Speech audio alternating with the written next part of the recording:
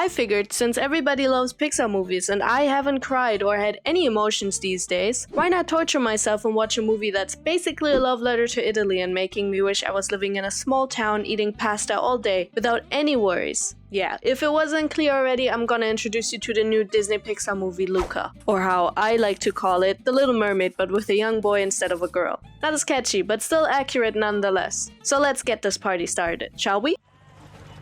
Listen, Tommaso, do we really need to fish near the island? Hey, you worry too much. I don't know. What if the old stories are true? Oh, come on, Giacomo. You really believe in sea monsters? Too many strange things have been seen in these waters. They're all just stories, told tales to keep us away from a great fishing spot. But, Tommaso... They're fine. Non preoccuparti, Giacomo. I know where this is going. I've seen almost every shark movie there is, and if those have taught me anything, then it's that these two guys ain't gonna survive the night.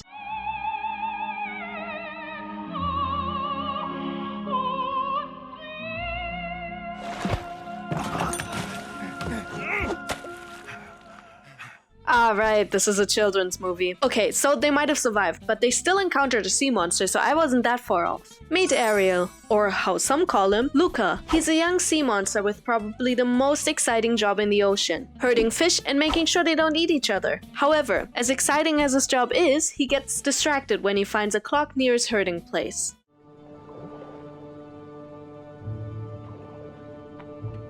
He seems to be fascinated with the object, but gets called home for dinner. At home we find out pretty quickly that his parents don't approve of humans and are strictly against their son ever going near the surface. And although Luca understands his parents' concern, he still can't seem to stop his fascination for the world above. Even though he has all these gadgets and gizmos aplenty, and woozits and whatsits galore. I mean, he even has thingamabobs. Maybe not 20, but who cares, no big deal, he just wants more. Lucky for him, he meets Alberto, a fellow sea monster who lives above the surface with his father, but according to Alberto, his father isn't around much. Luca discovers that sea monsters have the ability to turn into humans when they go on land, same as turning into sea monsters again when they get wet. Also a concept I'm very familiar with.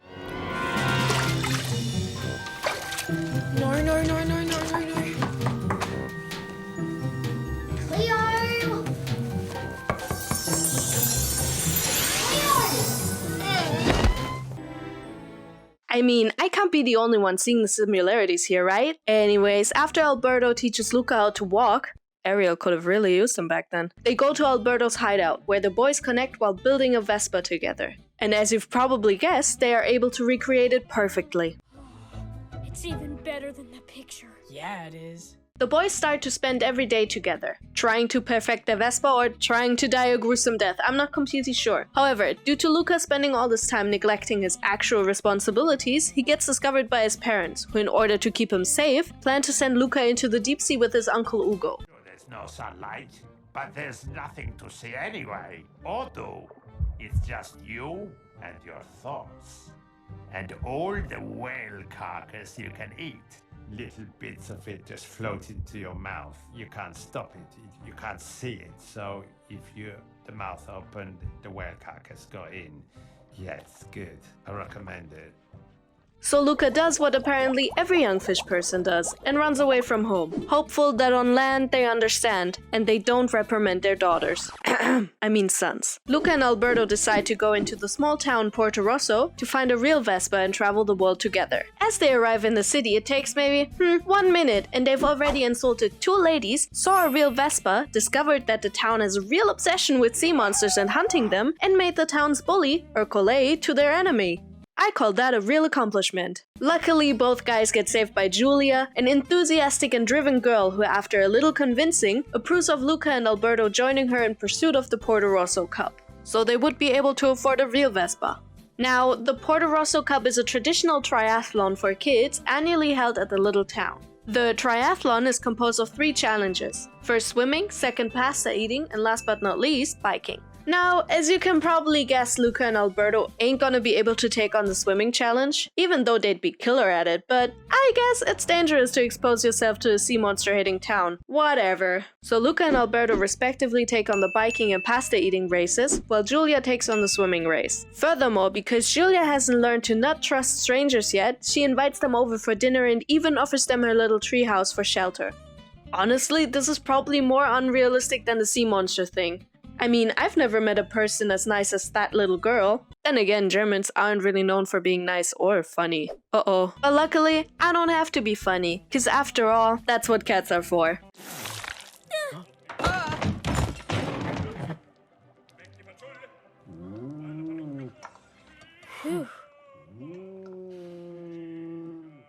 Dinner's ready. Where did you boys say you were from? During their stay with Julia, both boys start training for the respective races, as well as helping Julia's father out fishing. This time of day, most fish will be right about there.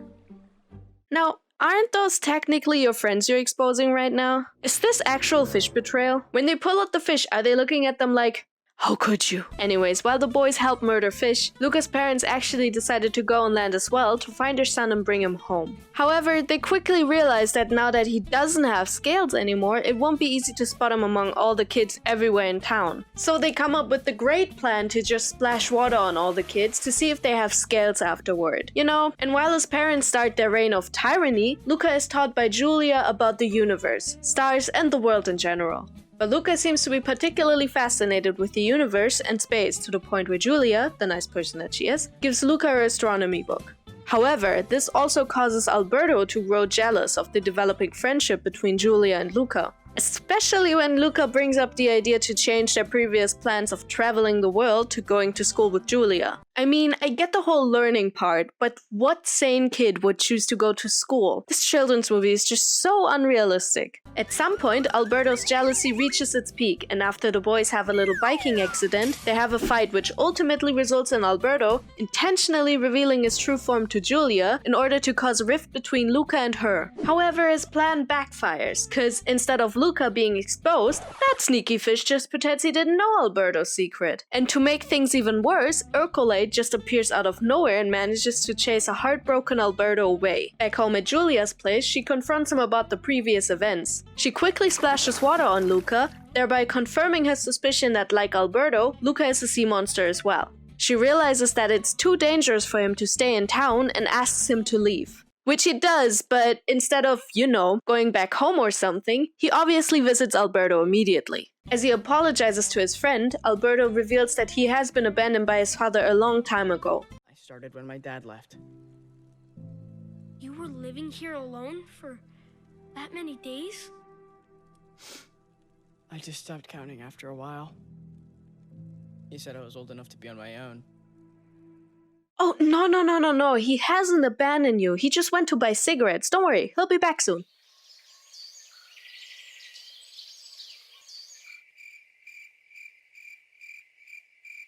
Oh no. Determined to make things right, Luca sets out to win the Vespa on his own. As the competition begins and Luca inexplicably doesn't get discovered during the swimming race, even though he's clearly exposed here. Like, is everyone in the crowd blind?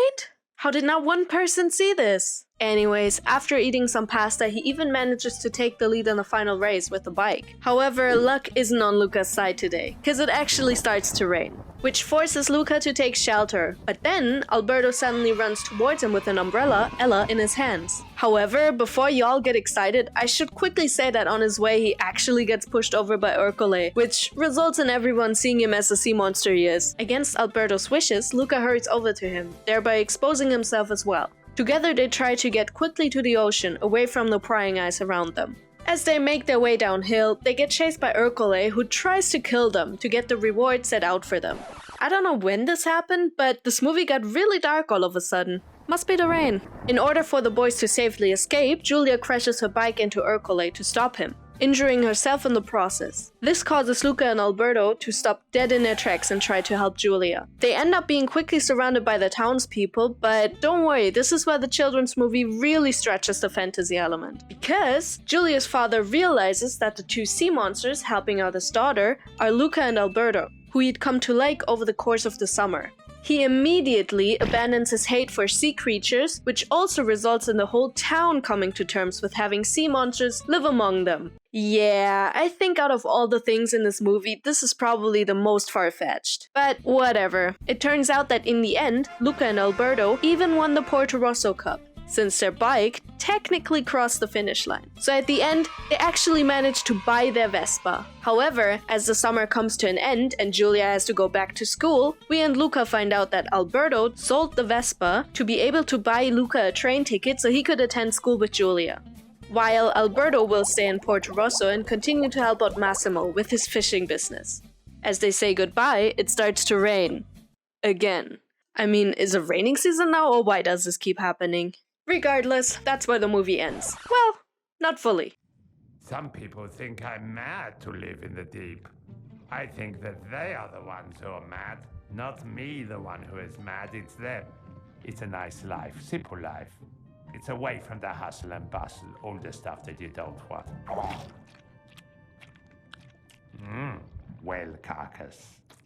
Honestly, I don't quite get why Luca didn't want to be part of this world. This seems great. Okay, honestly, I don't have much to say about this movie. I think it's cute like every Pixar movie, the story is nice, the animation is obviously superb, and even though I never had the pleasure of visiting Italy, I feel like I just went on a great vacation. I mean, what more could you want from a movie, right?